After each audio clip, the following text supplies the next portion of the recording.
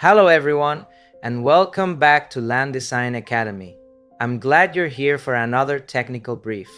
If you're a designer or a landscape architect working in Florida, you know that the perfect site plan doesn't mean much if it doesn't survive the review process. Today we're talking about one of the most common bottlenecks in the region: adequate routing space. Specifically, in Seminole County, navigating Part 14 of the code feels like a constant battle between your client's parking count and a reviewer's interpretation of a landscape island.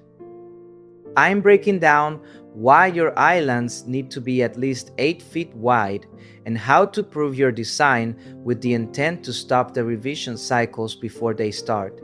Seminole County code is clear on the math: one canopy tree per 10 spaces. But the adequate routing space mandate is where projects go to die. In my experience, anything less than 8 feet wide is an automatic rejection. Why? Because between the compacted subgrade required for the asphalt, the drainage structures, and the irrigation pipes, you aren't just planting a tree, you're planting a conflict.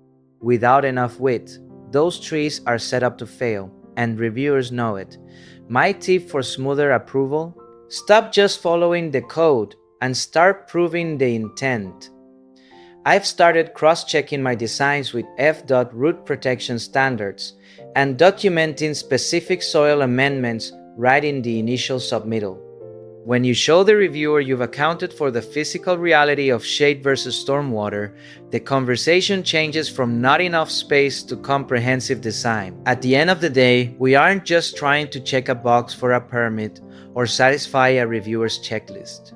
We are trying to build sustainable, professional projects that actually perform for 20 years without ripping up the asphalt or destroying infrastructure in 5. As designers, our value comes from solving these subsurface conflicts before the first shovel hits the ground.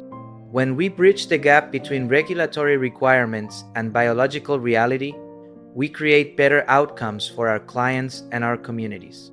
I'm curious to hear from those of you in the field. What's the wildest site constraint you've faced trying to squeeze mandatory canopy trees into a tight parking lot? Share your biggest horror stories or wins in the comments below. Let's get a conversation going so we can all learn from these unique, site-specific challenges. Thank you for watching, and I'll see you in the next technical brief.